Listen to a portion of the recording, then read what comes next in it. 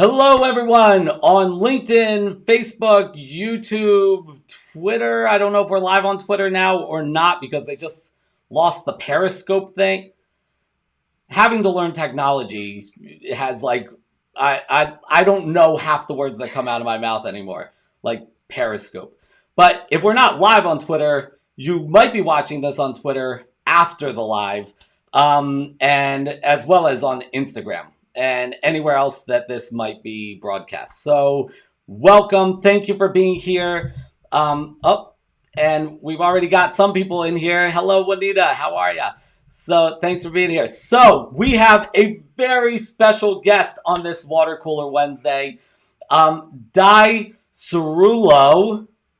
Yes? Perfect. I got that right? Yes. Yes. I teased this last WaterCooler Wednesday, and I kept saying your name, and I'm like, oh my God, if I'm getting this wrong, that really is not cool. And then I made a mental note. Rhymes with, you remember it rhymes with Ciruolo? I definitely told you that story. I tell everyone that story. Right. So Ally Ciruolo, who is a DEIB expert, really a thought leader, and one who is not shy about talking about her passion in this space. And that is why I'm so excited to have her here. She is also the author of Ally Up.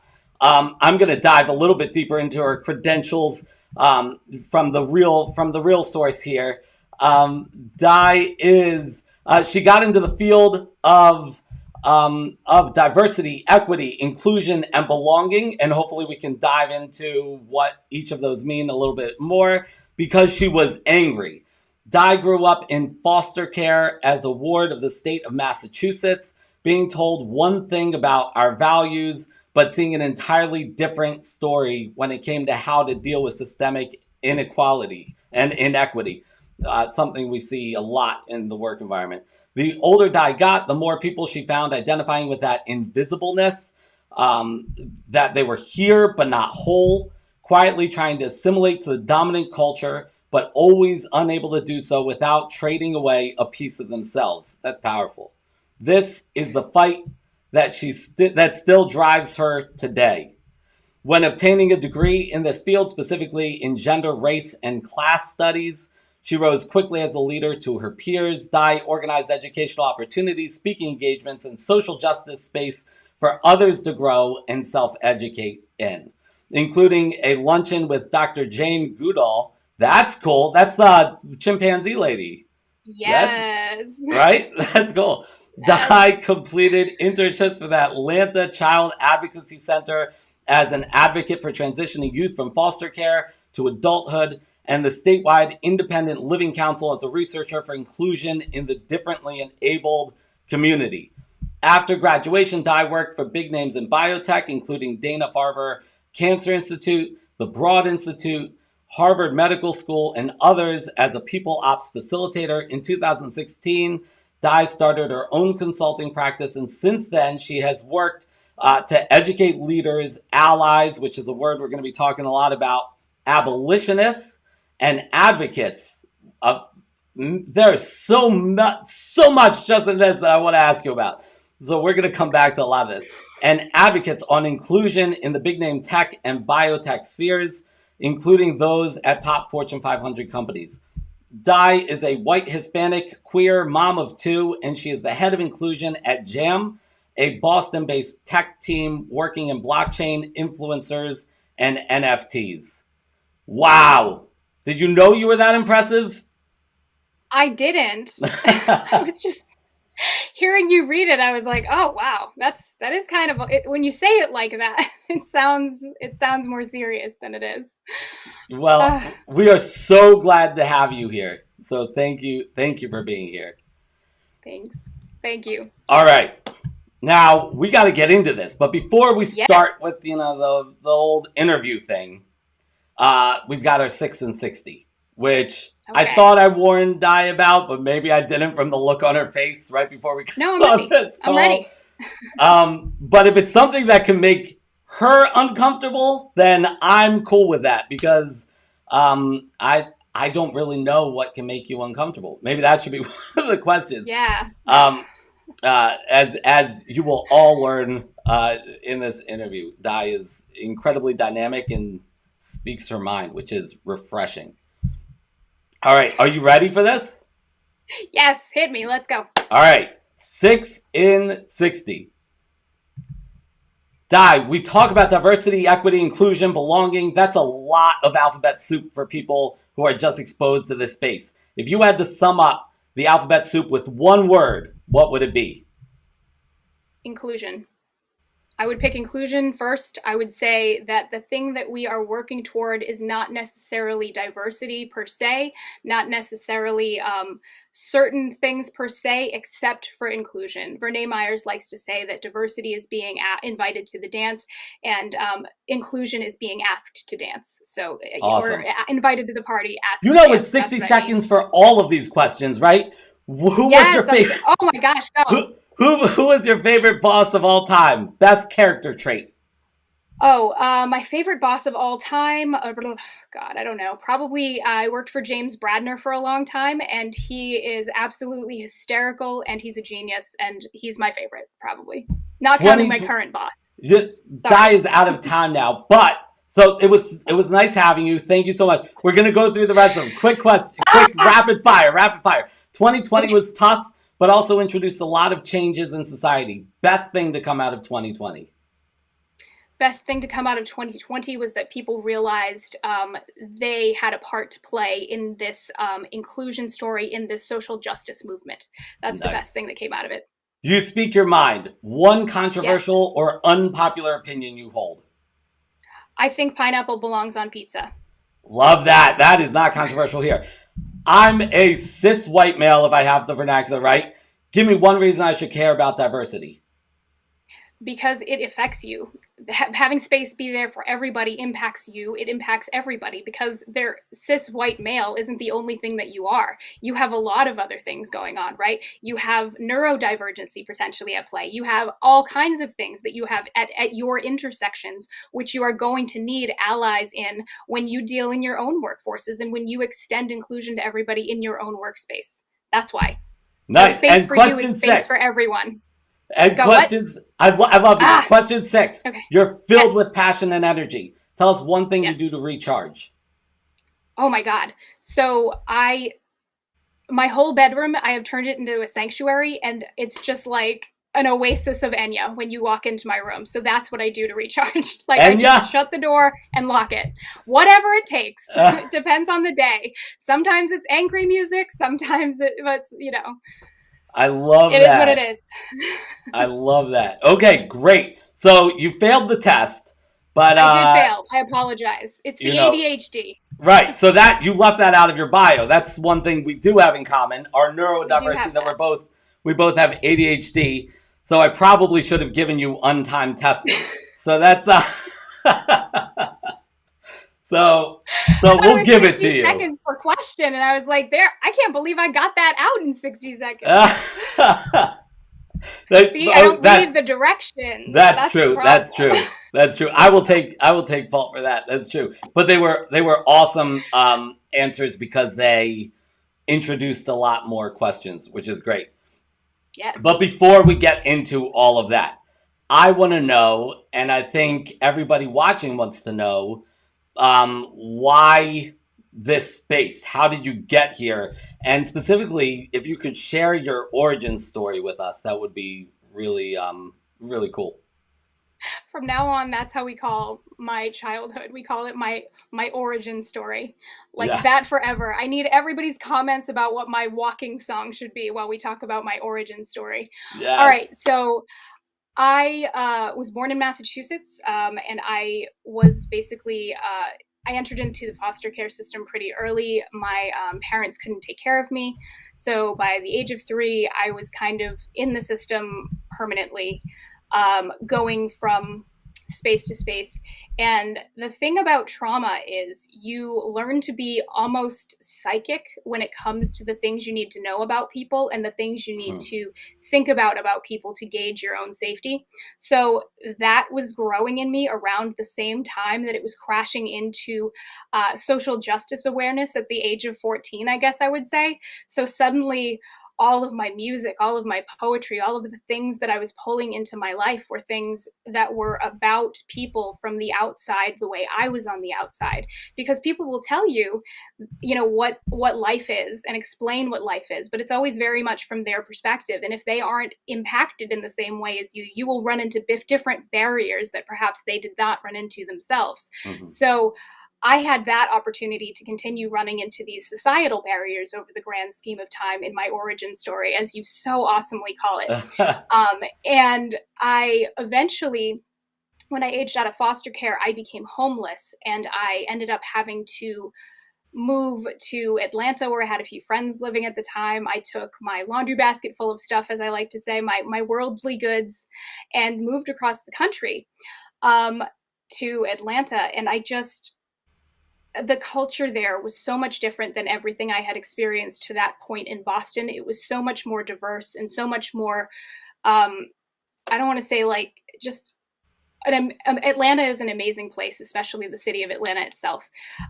So I was able to get better. I was talking to people who were like, what about therapy for you? Have you thought about these things? And, really, really changing the course of my life. So I did go to Georgia State. I have a degree specifically in anthropology, gender, race, class. I also did African American studies, the diaspora. Like, these were the things that I loved the most, was understanding the ways that systems of power were impacting people. But when I went to graduate college, I couldn't get any interviews. I couldn't get people to care what I had done, or basically the world had told me that where the goalpost was for me to be successful and for me to transcend the life I was born into was graduating from college. And when I got there, that was not the case. And they had moved the goalpost further down the field. So that's really where I get my start, is just watching humanity almost from like a 10,000 foot view over the series of 35 years. So, and as you know, I did go from Atlanta to Boston, where I remain today, because good enough for Ibermex Kendi, good enough for die, So that's how I feel about the matter. And I, as you say, I work for JAM, and we are doing really, really fun stuff. So I'm having a great time. Great. So that's, for those of us who have not gone through the foster care system, or might not be like aware of what it is. We see it in TV and movies. What in a nutshell, what is that experience? It's a trope for serial killers often. Right.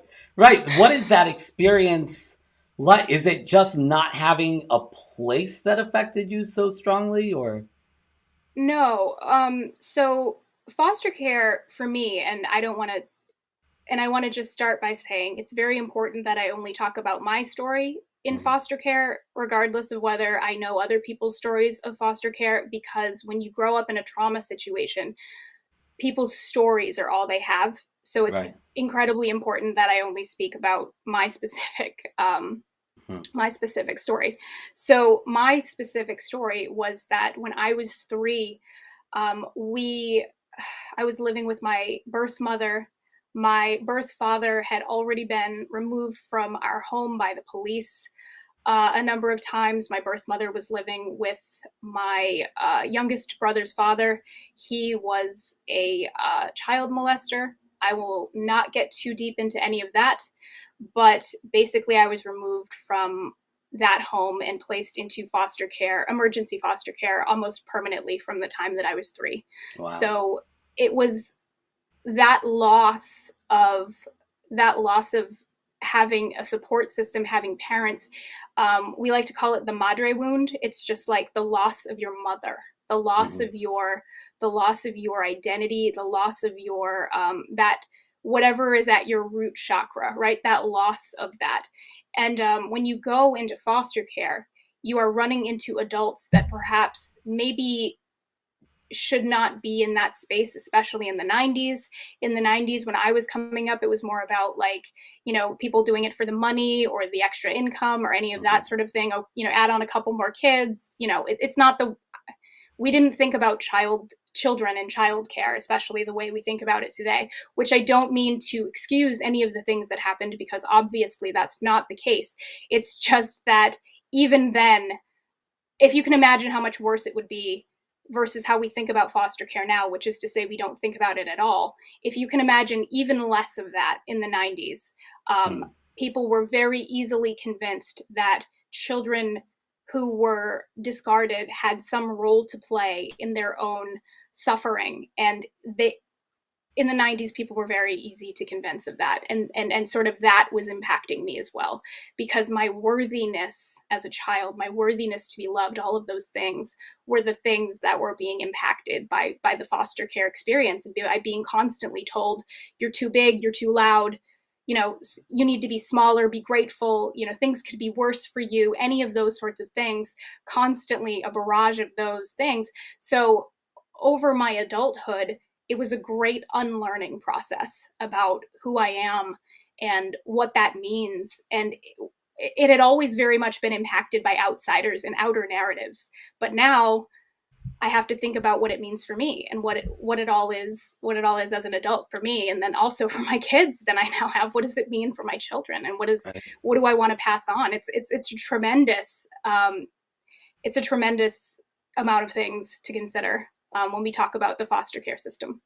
Wow, that's powerful and really tough. So you basically have lived your life marginalized by society, whether in foster care or experiencing homelessness, right? Right.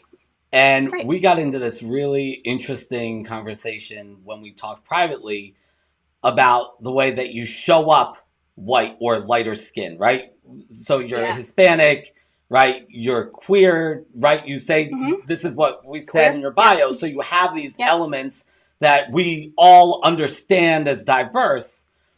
But how much do we just think diversity, black man, black woman? Like how much is it that? And do we need to be more sensitive to the deeper level diversity, and also all of the intersectionality, like you were saying, that is happening in our employees' lives, right? Yes.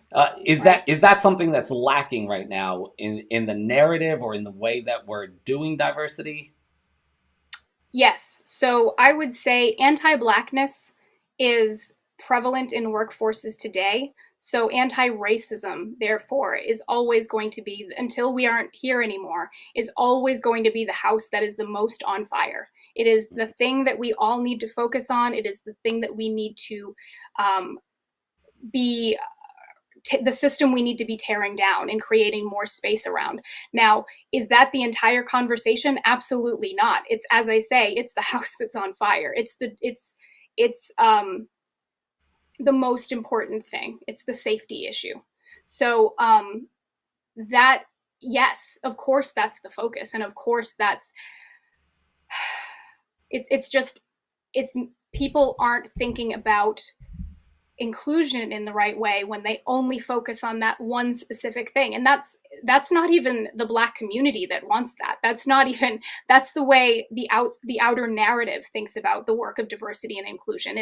It's not that my space isn't inclusive. It's that certain people can only think about a certain amount of information about about this space, right? You only know what you know, and you don't even have, it's the Dunning-Kruger effect, right? You don't even know what you don't know what's out there. So like, while I will hesitate to call myself an expert until the day I am clearly dead, like I know how much there is to know. So it startles me to be called an expert in that way, so it's exactly that argument. So do I think that we are over focusing on this? No, I think we are focusing either the right amount, or we need to be focusing on how we think about DEI for the Black community as a whole, especially how they are impacted by intersectional identities such as queerness or being part of the LGBTQ+ space. So yes, that, but also we should be able to expand inclusion for everyone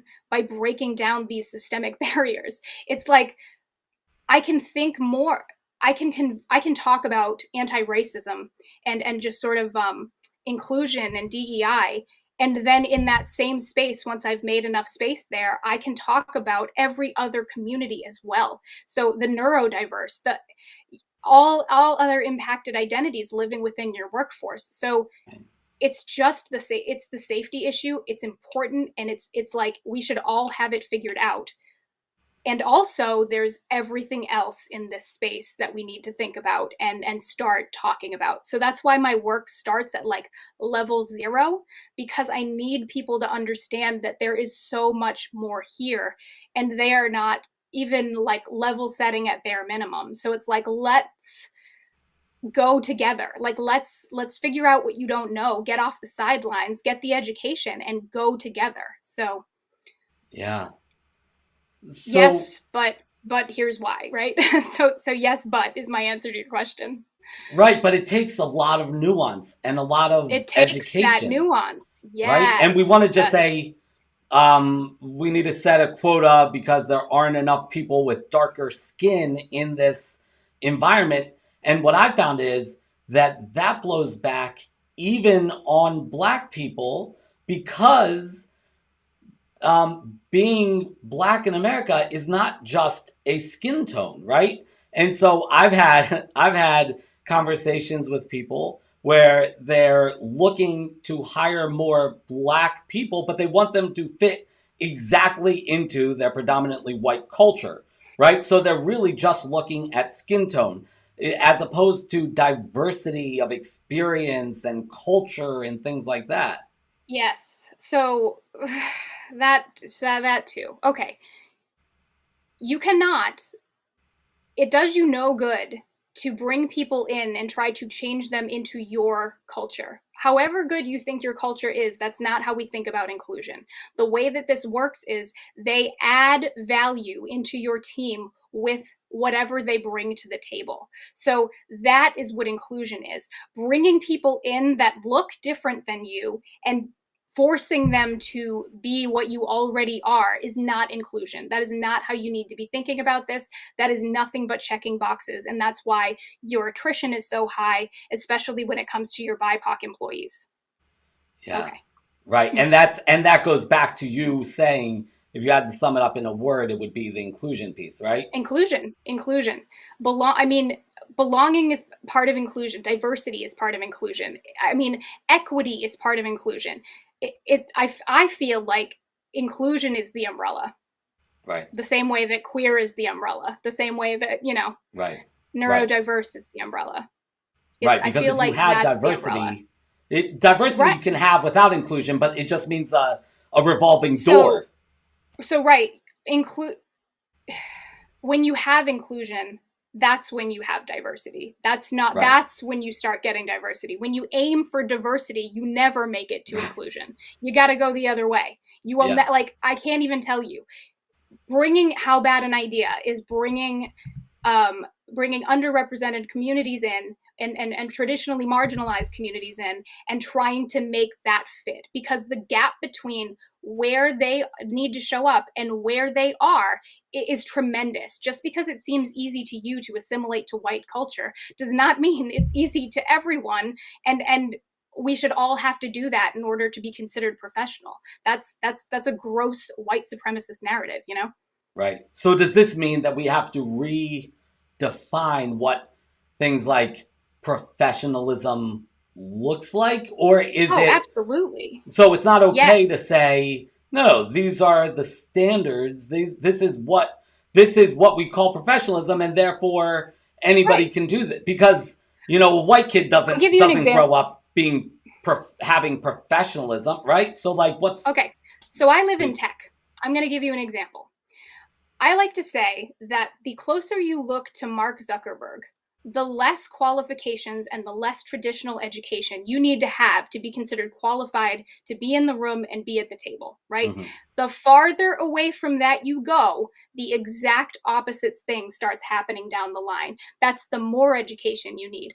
You'll start looking and you'll see BIPOC folks in there with PhDs, double PhDs, just to be considered qualified, just to be at the table. So when people in tech say to me their silly narratives that they say about, oh, it's a meritocracy, I'm like, well, who are you talking to?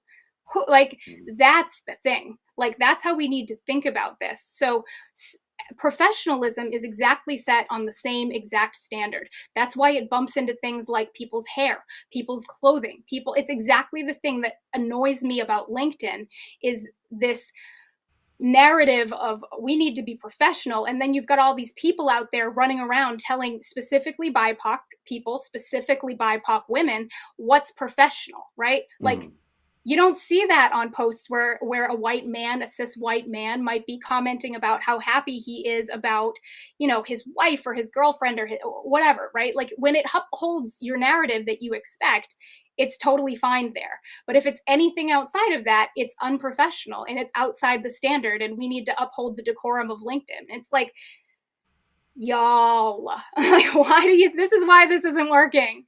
Right. You know? Right. But then people start worrying, on the other hand, what if I lose my culture, right? People don't want to lose the culture of the organization. We've always told people to hire for the culture of the organization. So how can they preserve the culture of the organization, or should they not be preserving the culture of the organization?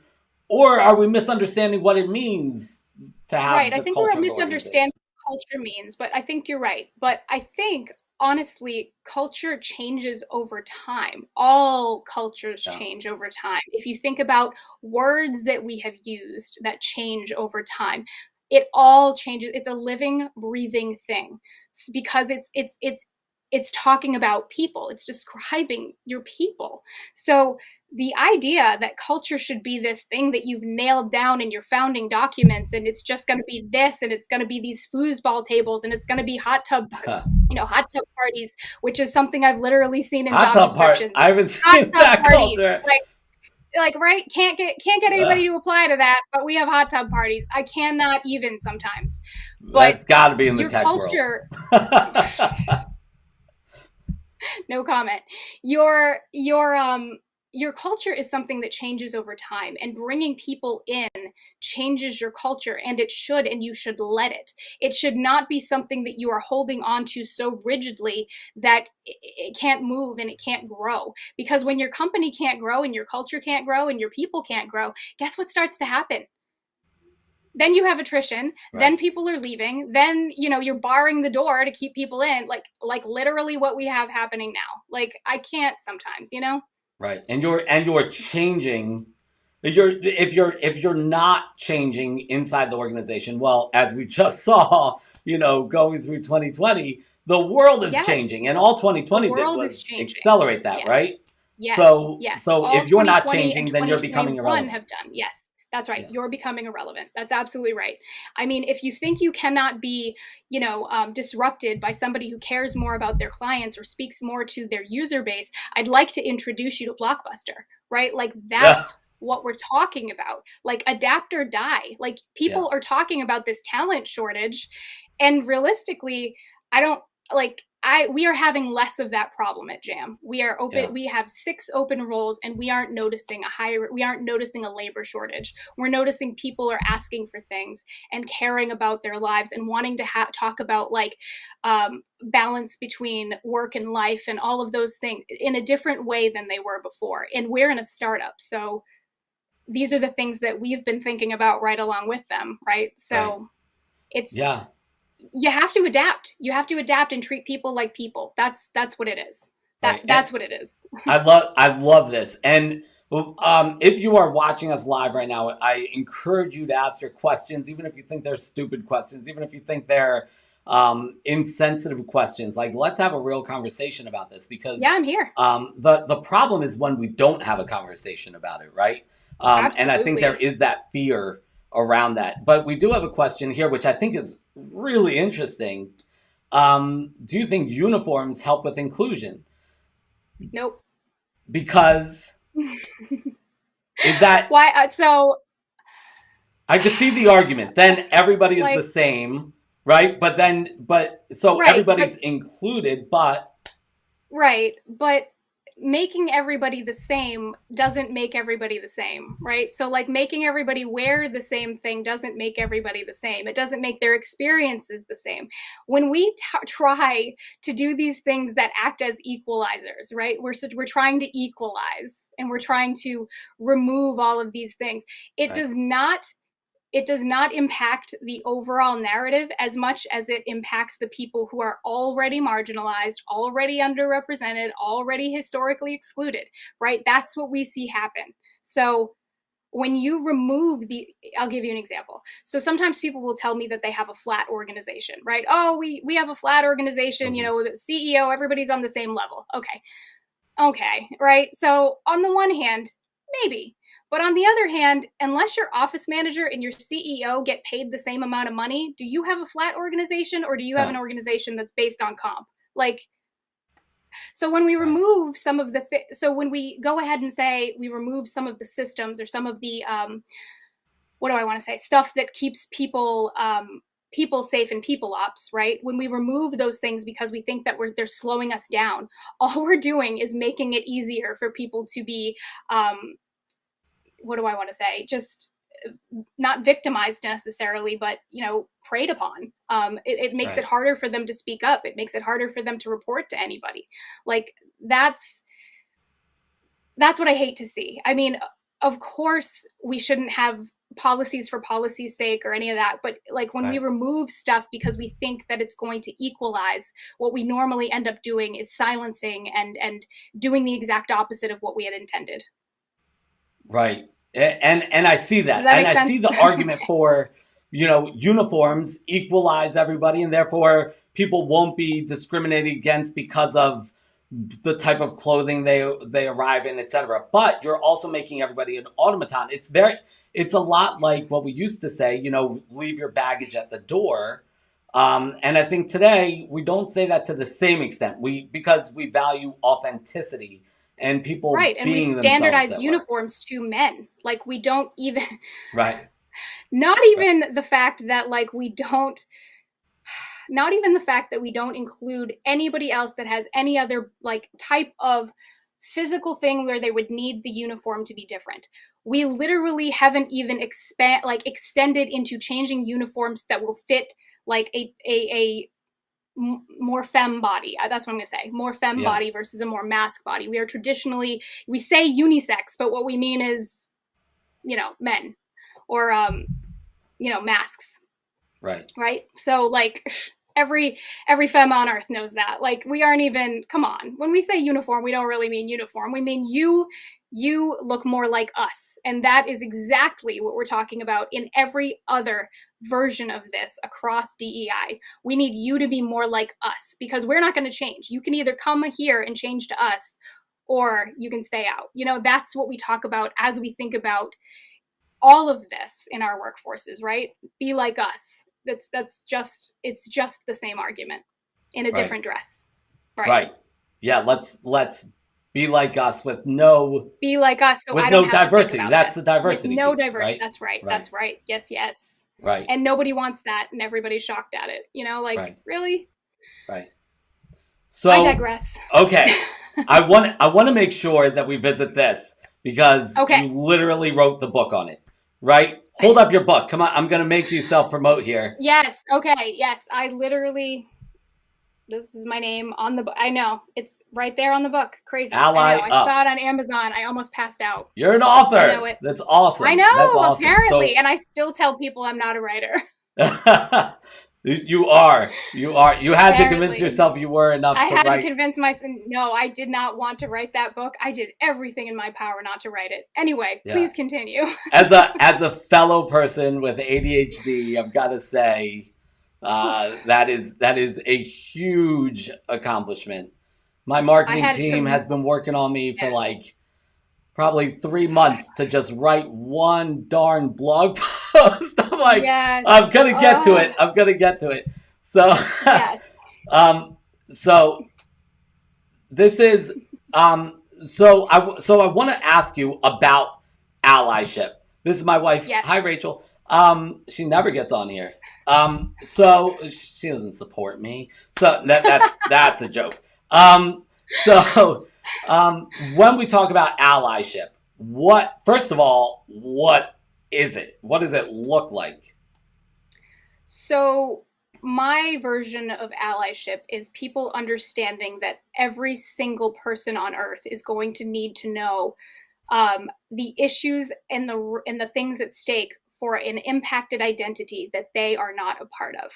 Right. So if perhaps you are not part of the LGBTQ plus space, you will need to know the issues impacting the LGBTQ plus space in order to be effective in being an ally for us in the workplace. If you are not if you are not part of the neurodivergent community, you need to understand what issues are impacting us as we try to work in the workforce. Differently abled community, exactly the same thing. You need to know what issues are impacting the differently abled community if your inclusion is going to do anything. Often they are left out of the inclusion discussion because people imagine that making any concessions whatsoever would be too hard, and it's just more nonsense. It's just more of that's what an ally is. An ally is somebody who understands the issues of the impacted identity and fights alongside them to tear down those barriers. Okay. Now, of all the people calling themselves allies, I know you've got to have feelings about this.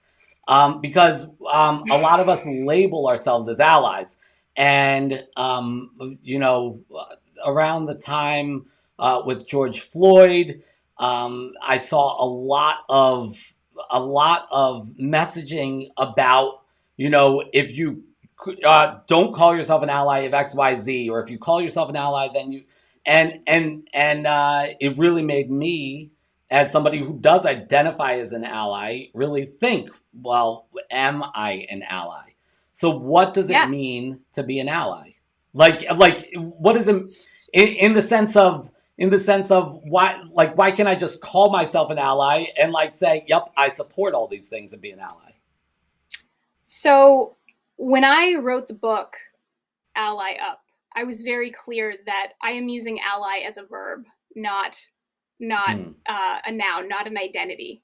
Because when people call themselves an ally, it's important to recognize that if you don't have receipts in the communities that you are allying with, you are just being performative, right? If you aren't doing the work of allyship within these communities, even if it's just chipping in money because you know that you're not supposed to be taking up that space, like even if it's just something like that, even if it's just convincing your other people like you who are inside your sphere of influence that you are right, and bringing these ideas to them and bringing social justice to them, that's what an ally does. But when somebody calls themselves an ally and they don't have any of that, and they aren't helping or sending money, and they're staying silent, and they're seeing these bad things happening and they're not doing anything about it, that is the very same thing as you going on a date, or me going on a date, sitting down with a gentleman and having him telling me that he's a feminist, and meanwhile I see him over, doing whatever or saying whatever, right? And it seems like he's just telling me he's a feminist to get laid. Like, that's what it feels like. Right. It feels like that very same yuck. Like, please don't. So yes, people should not maybe call themselves allies, but I mean, we were already using these words. It would be more right to say abolitionist, because what we really want is for these systems that oppress people to be abolished. But try writing abolitionist up, right? Like, try convincing people that they need to be abolitionists, or the better one, accomplice up. That would have worked now. So yes, I definitely see the argument, and people should not be calling themselves allies. People who are part of the impacted community can call you allies. That's how that works. Does that make sense? It's like, yeah, like, don't tell me, show me, don't tell me you're an ally, show me you're an ally, and I'll call you an ally. Like, that's how it works. Yeah. So the fact that some of my best friends are Black, that doesn't do it. That doesn't do it. Okay. So sometimes when people tell me that some of their best friends are Black, I'll ask one or two questions just to probe around that. And it kind of turns out that maybe they know one Black person that perhaps is not their friend, that perhaps wouldn't even, answer someone's text. You know what I mean? So I'm just like, oh, okay. Yeah. You're like, really? Get her on the phone right now. Yeah, I know. I'll talk to her. Bring out your person who will speak for you, and I'll have an argument with her, Right. So. Okay. So we're talking about allyship and making like significant changes, systemic changes to organizations and organizational culture. Yeah. I imagine that a lot of your clients are, while they care, I'm sure, they see their duty to their board or investors as making money, running a business that's making money and doing what's best Oh for yeah. the business. Yeah. And I've The heard business in the case. past, behind closed doors, white man to white man, I've Mm-hmm. heard, like this isn't a nonprofit. What would you say to somebody who says that? That's perfect for me because I, like I said, have ADHD and I am hyper focused on the science of people ops, specifically the science around diversity. So I love it when a CEO says that to me. I love when a CEO is like, "Oh, we care about diversity, but it's, or whatever they finish that sentence with, right?" Right. But I love it actually because I live in science land. So I can show you the business case. I can show you why it makes more sense. I love talking about that. It's annoying a little bit because it's kind of like, okay, maybe just be a good person, but if you need the money, if you need to know why, let's talk about it, Right. let's talk about why this makes sense. And I love to chat about that. So, you have any questions about specifically the business case that you don't already know? Because diversity drives innovation. That's why. Like, I can tell you 1,000 stories. How about we talk about how YouTube, when they first got started, 10% of their videos were uploading upside down. Now, it wasn't a bug. They couldn't figure out what was going on. Anybody have any idea what occurs in the human population at roughly 10%? You want to guess? Dyslexia? Left-handedness. Oh, Nobody on left-handedness. the early team was left-handed, and they didn't realize at the time that people who were left-handed held their phone in a different way than people who were right-handed. Ah. That's why. That's why it matters, because if you don't have people on your team who can represent and know the issues, impacting your clients and your users and your customers, then you are missing the boat. And that's the example I like to give. And I have 50,000 more of them, but people like that one the best. Great. So that's another example of diversity that I would never think of lefties as being as being diverse, Right. but I get it. I get it. Yeah. Now, what if that's why the goal care. is inclusion, right? That's why the goal is inclusion, because you don't know what your issues are going to be yet, right? Like, that's why the goal is inclusion, obviously. Right. Okay. Yeah. All right, but what next? But sometimes we bring people in, right? And the science backs this up, that sometimes when diversity increases, people start heading for the door.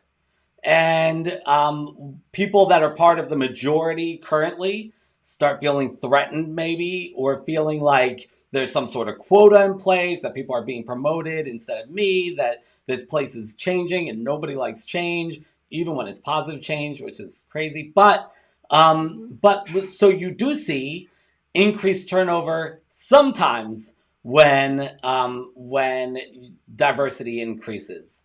What would you say to somebody who says that they're worried about that?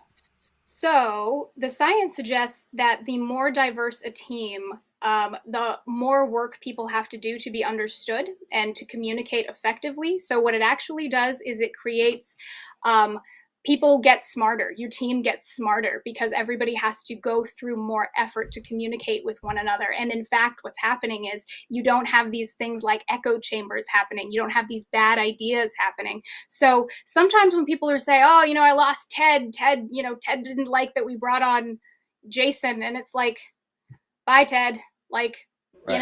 So we're not going to stay here forever, held hostage by bad people policy. That can't be what we do, right? That can't be it anymore. My generation, millennials, are the most diverse generation born to date. Right after us, Gen Z, even more than us, right? Millennials are currently 50% of the workforce population. We need to stop acting like these ideas that are old and dated and awful for everyone are going to sustain us forever. They aren't. They're going away because they're dying off. They have to. And this that's coming up, different, and we need to be prepared for that in workforces, and we need to stop like using other people's measurement for what's comfortable to keep us in place. We can't do that here in tech. We can't do that in the world. Yeah, I think that's dead on. I work a lot with like conflict, and specifically why conflict is bad if it's personal, right? If it's effective conflict, it's about judging other people's character or them as a person. Right. But when it's task conflict or goal conflict, then it's actually good for the organization, but it needs to be managed, right? Yes. And so when you're not managing it, when you're like, yep, we're going to bring these people in, and you throw them to the wolves, because when you're introducing inclusion, by definition, if you're doing it right, if it's true inclusion, you are introducing conflict, right? Because you're breaking down the echo chamber. Barriers. Yes, right? You're breaking down. Yes.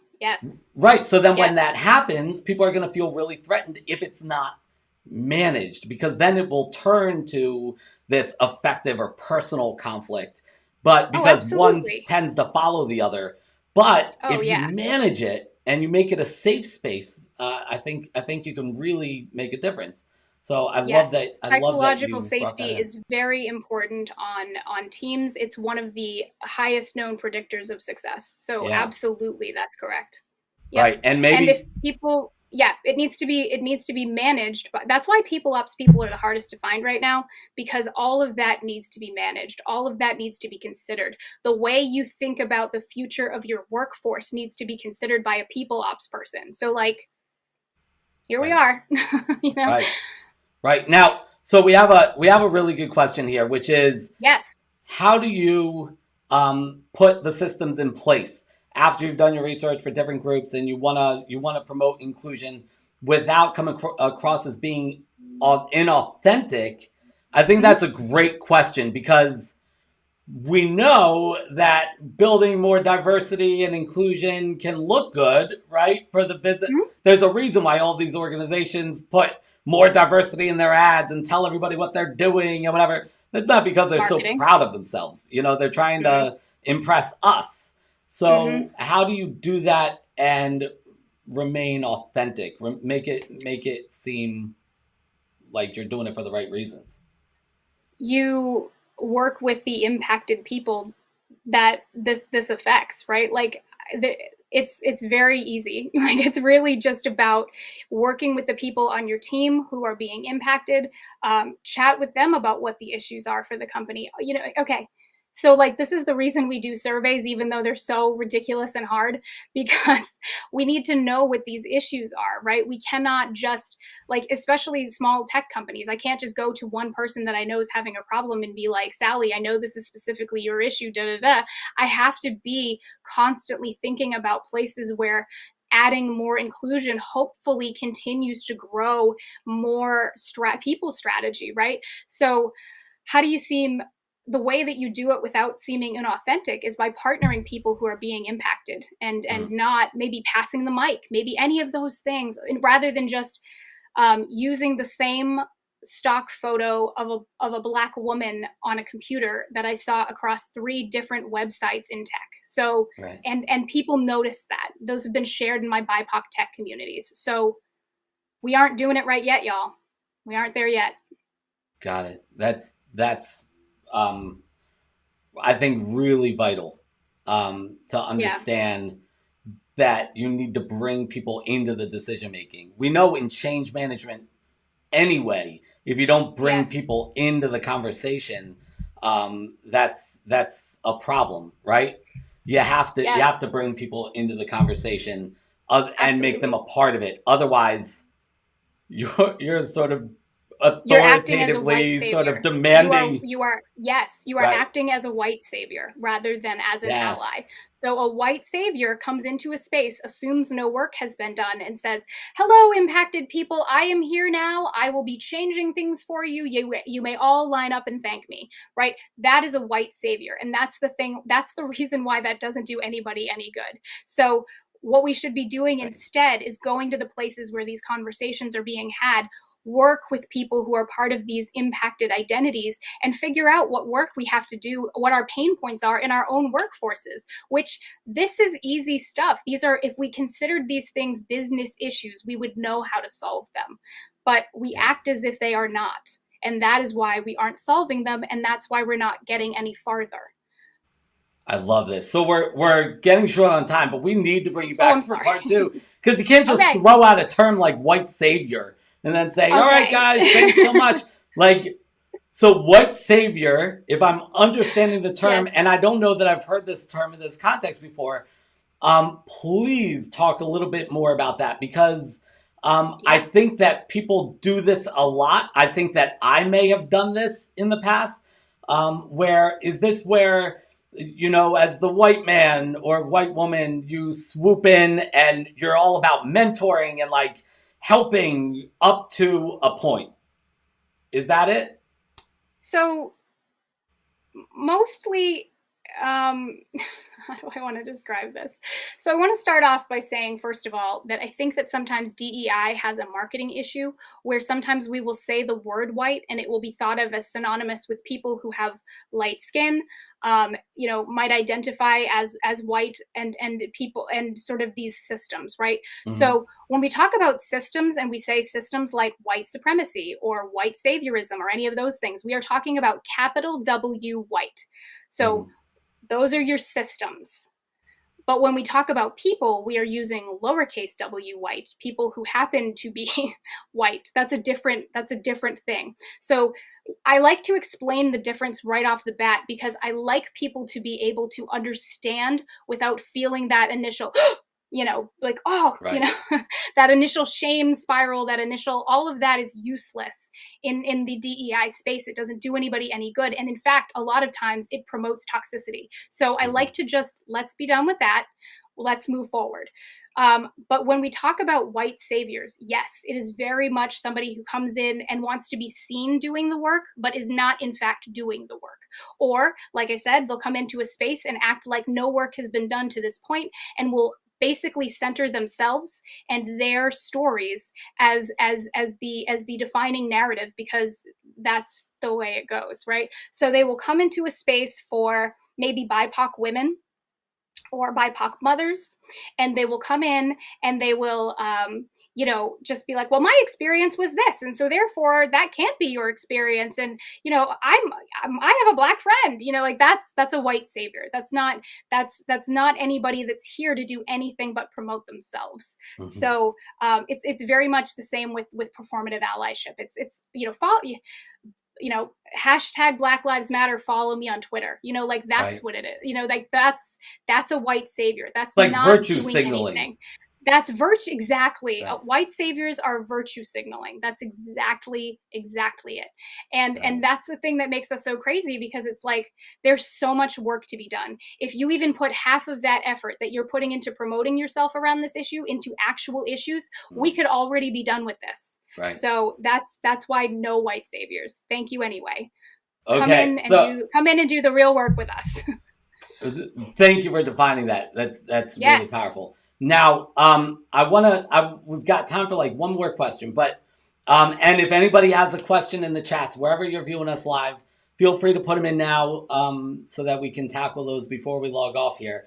But I wanted to ask you, we will definitely have you back. I'll come back. So, I wanted to ask you, so I took an hour-long Uber the other day, and my driver was from Rwanda. And, you know, like through the genocide and all of that. And so I thought, okay, I got to ask him. I said, what is it?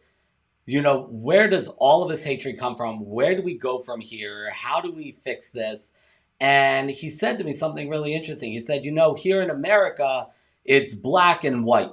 And I think we've argued that it's a lot of different things as well. But, you know, this was his perspective. It's black and white. He said, in communities where everyone's black, it's the shade of your blackness, how light or dark you are on that spectrum. He said, colorism. And in places where everybody is the exact same shade, he said it's what tribe you're from. He said it's yes. built into us that we always need another.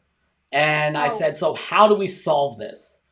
And unfortunately, he was a bit of a religious guy and told me that the end of days would solve it. So I'm hoping that you could give us a little bit more of a positive or spin. Maybe. I'm not here for that. Like, I have no opinion on the end of days, just to be clear. So, but can we solve it before the end of days? I think we can solve it if we honestly wanted to solve it. So he's absolutely right. There can always be an other. I mean, over the grand history of time, it's always been one thing or another. When I lived in Massachusetts, and I'm as light as I am, people would talk about how, I was more Hispanic there, right? My difference was more obvious. Then when I moved to Atlanta, I would talk about myself as Hispanic or Latin, and they would say, "Oh, no, you're white." And I would be like, wait, I just moved across the country. I stayed the same. How can that be? So he's exactly right in the sense that, like, white people sort of define whiteness and sort of keep everybody else out. And I think that argument is correct, that in fact, it often is just the dichotomy and the constant fight between whiteness and blackness, right? So what Black people were saying to me when they told me that at the time, whereas my 20-year-old self was just like, you don't know, I'm this, I'm that, I have a long history of Latinness, right? Like, reality, what they were saying to me is, this is a safety issue. And if it was down to safety, these people who are a safety issue to us would consider you one of them. Now, that is true to a point. When they're talking about racist people who are a threat to them, those same people are a threat to me. So he's right that, in fact, there is the overall fight, and that's racism. Like, that's the overall fight. And then there are all the other issues that exist within that. So, like, issues that exist for specifically the Latin community, issues that specifically exist for the AAPI community, issues that specifically exist for First Nations. All of those things exist under this umbrella that don't get to be part of the conversation because we are still in this push and pull between these very two things. I mean, I agree with him that it is kind of that for racism in the U.S., at least that. How do we get out of this? I think we can solve it. I think people can get off the sidelines, learn what they don't know, stop repeating those fake narratives, stop repeating those illusory narratives, recognize the words you're saying. I had somebody I was talking to on LinkedIn today, another Latina, and she was talking about how sexualized Latinas are, regardless of what clothes we wear. She took a picture of herself in professional clothing and she made this post. Somebody actually came on and said to her, "Oh, you must have mistaken this for Instagram, because this post is completely inappropriate for LinkedIn. Let's maintain the decorum of LinkedIn." And I was like, holy cow, you don't even know that you have just objectified this person, and you are exactly who she's talking about. Right. So it's exactly these conversations every single day. I think we can get there. I think it's just pointing out and recognizing when we're just repeating something stupid that we've been led to believe by people who don't have our best interests at heart, Right. I think that's the fight. Right. The fight is within ourselves. The fight is self-education, and then getting past the fear and getting out there and getting into the conversation. I think if we can get people there, I think we can fix it. Yes, I think we can unmake systemic oppression if we educate and make that effort. And I think that is a great segue for this. You have got to go out and get Di's book. If you hold up your cell phone over the QR code above her head or on her forehead, you can. It will open up your camera app. Hover it over there, and it'll open a link, or have something for you to click to open a link, which will take you to Di's website, where her book Ally Up is available. I think that is exactly what's needed from all of us to learn what it is to stop labeling ourselves as allies and to really be allies. Yes. So please check out her book. And so, Di, any last thoughts? And then I want you to give us a homework assignment. Yes. So my last thoughts are, if you felt in any way inspired or you thought, I would like to know more about this, I want you to go ahead and pick up a book. Not even like, I mean, Carol Anderson did White Rage. I can, like, Ibermex Kendi just did 400 Souls this year. Oh my God, it came out in February. It's excellent. Like, there are gosh, Ijiomo Lau has come out with her second book this year. Minda Harts just came out with her second book this year. So, I mean, there Di are Ciruolo plenty. came out with her first book this year. Right. I came out with my first book this year, not at their level. Obviously, they're amazing. But there are plenty of options. Do that work. Do the work to self-educate, make that effort, and then you will be exactly who you say you are, and you will be all the happier for it, rather than like feeling that yucky guilt, and that, like, we can progress together, we can do this together, let's do it. Yes, perfect. I love everything that you said, and I'm gonna tease next week, which I think people will really benefit from, especially after watching and taking everything that you had to say. But I wanted to pop this one up here because I think that this is very true. Juanita says, I think a lot of people are so afraid of cancel culture that they don't speak up about these things. I think that there is that sense of, I want to be honest with my feelings. I want to ask questions, but I don't know if it's safe, or I might expose myself as a... I would suggest being informed first. So that's the thing. A lot of people are coming into these conversations and spaces without even, and to ask a question, and to play devil's advocate, or any of those types of things, without even having Googled a question first, right? Like, you could any of these narratives that we hear a ton. One of the ones I get all the time is, oh, did you know that the Democrats actually started the KKK? And it's like, oh, damn. Like, there's all these fake narratives that, like, have explanations if you have any awareness of history, or you had even just Googled it. Like, those are that's why cancel culture should only exist for, like, what do I mean? Like, big personalities, brand names, those sorts of things. I like to employ the call in. I like to talk to people, person to person, because I realize once you burn that bridge, there's absolutely no in works. But I would say people are afraid of cancel culture. If they could do the work to just read maybe one book. You don't find very many well-read racists, right? Do the work, and I'm not suggesting anybody's a racist, excuse me, but, like, just do the work. Read some books, especially by BIPOC authors, especially by people from impacted communities, and start recognizing where these barriers to entry might be, that I was talking about from my childhood and my origin story, that perhaps you might not be able to see. And then once you start seeing them, you can't stop. That's kind of the thing. Once you start learning about systems of power, you kind of just go to the next book and the next book and the next book. So the self-education journey is a very important one. It's a long one, and it's probably lifelong, but that's what gets you away from these sorts of things that we're afraid of having these conversations about: self-education and actually knowing what the issues are. So don't be afraid. Get off the sidelines, come in and self-educate. The water is great.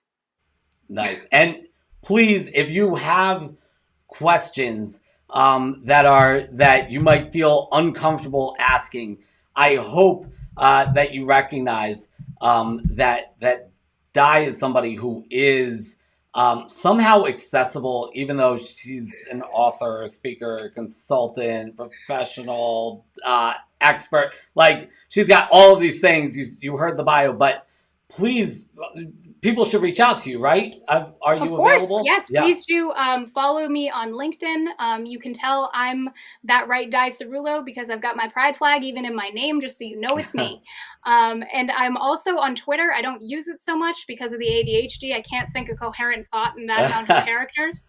So, but yeah, you can find me anywhere. I'm always at Ally Up Ciruolo. So yeah, come ask a question. Cool. Awesome. Yeah, and Di seems to, in the short time I've known her, she, like, creates a safe space because there aren't those barriers. A lot of experts are too buttoned up and watch every word that they say, and Di just speaks the truth, and that's incredibly refreshing. I hope I don't have any other version, so I'm so excited that people now find this charming, because it's not been you know what I mean. I'm glad we're here. I'm glad we're here. I love it. I always tell my kids, I might have told you this, I always tell my kids that the things they get in trouble for the most today are the things that are going to make them amazing tomorrow. Absolutely. My whole life has been, this girl talks to every report card, talks too much, has too many opinions, no filter, needs to be smaller, all of those things. And now here we are. Love it. I'm glad you didn't take that feedback. So next week, I hope you can join us. Next Wednesday, 12 p.m. Eastern Time, we are going to be speaking with Dr. Robin Rosenberg. Robin is doing this amazing work using virtual reality to literally put yourselves in somebody else's skin and experience the world through somebody with a different background as you, whether that's I don't want to give examples because I'd be making them up off the top of my head, but I know that she's got multiple versions of this VR program that help to build respect and civility within organizations. And I think that those are very much the bedrock for that inclusion piece that we were talking about. So hope you guys can catch us then. And I also hope that you can catch us next time Di comes back on, because we need it next time sooner than later. Di, it has been an absolute pleasure. Thank you so much. Everybody, do your homework, grab a book, grab her book, or one of these others. Nobody said you got to choose one. And we hope to catch you next week. Thank you so much, Di. Take care.